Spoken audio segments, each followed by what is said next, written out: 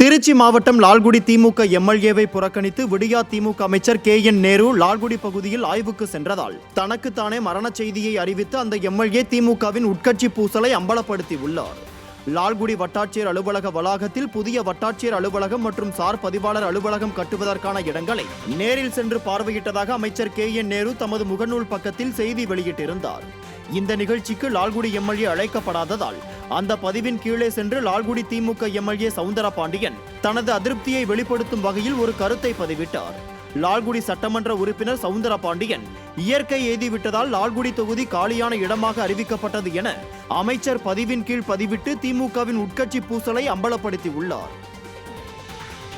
நாடு முழுவதும் 2024ஆம் ஆண்டுக்கான IAS, IPS பணியிடங்களுக்கான UPSC சிவில் சர்வீஸ் முதல்நிலை தேர்வு நடைபெற்றது. நாடு முழுவதும் உள்ள 1056 சிவில் சர்வீஸ் மற்றும் 150 இந்திய வனத்துறை சேவை பணியிடங்களுக்கான UPSC முதல்நிலை தேர்வு இன்று நடைபெற்றது. 2 தாள்களாக நடக்கும் இந்த முதல்நிலை தேர்வில் முதல் தாளின் பொது பாடப்பிரிவில் 100 கேள்விகளுக்கும், 2ஆம் தாள் பொது பாடப்பிரிவு 2ஆம் தாளில் 80 கேள்விகளுக்கும் தேர்வு நடைபெற உள்ளது. காலை மதியம் நடைபெறும் 2 தாள்களுக்கு தலா 200 மதிப்பெண்கள் விகிதம் மொத்தம் 400 மதிப்பெண்களுக்கு இந்த தேர்வு நடைபெறுகிறது. முதல்நிலை தேர்வில் தகுதி பெறும் தேர்வர்கள் முதன்மை தேர்வுக்கு அழைக்கப்படுவார்கள் என தெரிவிக்கப்பட்டுள்ளது. வரத்து குறைவு மற்றும் முகூர்த்த நாள் என்பதால் தக்காளி மற்றும் சின்ன வெங்காயத்தின் விலை கடுமையாக உயர்ந்துள்ளது. தமிழகத்தின் பல்வேறு மாவட்டங்களிலும் ஆந்திரா, பெங்களூரு போன்ற மாநிலங்களிலும் ஆங்காங்கே மழை பெய்து வருவதால் கடந்த சில நாட்களாக காய்கறிகளின் வரத்து தொடர்ந்து குறைந்து வருகிறது. சென்னை கோயம்பேடு காய்கறி சந்தைக்கு காய்கறிகளின் வரத்து குறைந்ததால் விலை கடுமையாக உயர்ந்துள்ளது.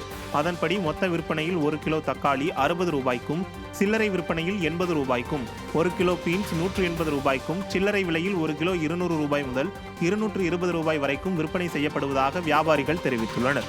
அதேபோல் சின்ன வெங்காயமும் 100 ரூபாய் வரை விற்கப்படுவதால் இல்லத்தரசிகள் கலக்கமடைந்துள்ளனர். வெஜிடபிள் பார்த்தீங்கன்னா லாஸ்ட் ஒரு 10 டேஸாக விலை ரொம்ப அதிகமாக இருக்குது. இந்த நடுத்தர மக்கள்லாம் பார்த்திங்கன்னா ரொம்ப கஷ்டம் வாங்குறது. கறி விலையோட வெஜிடபிள் விலை ரொம்ப அதிகமாக இருக்குது. அதனால் நம்ம வெஜிடபிள் பதிலாக கறியை வாங்கி சாப்பிட்றலாம் போல இருக்குது. அந்த அளவுக்கு காய்கறி விலை அதிகமாக இருக்குது. 1 கிலோ வாங்குறதுல 1/2 கிலோ 1/4 கிலோ வாங்குறாங்க. இப்போது விலை அதிகமாகிறதுனால எல்லா காய்கறியுமே அதிகம் தான். இப்போ கம்மிங்கிறது இந்த கத்திரிக்காய் கிலோ 60 ரூபா, அங்கே ஹோல்சேல் 40 ரூபா, நாங்கள் 60 ரூபா விற்கிறோம், 20 ரூபா வச்சு விற்கிறோம். மற்ற பீன்ஸ் இன்றைக்கி ஹோல்சேல் 180, நாங்கள் 220 ரூபா விற்கிறோம். இங்கே சில்லறையில் 1/4 கிலோ.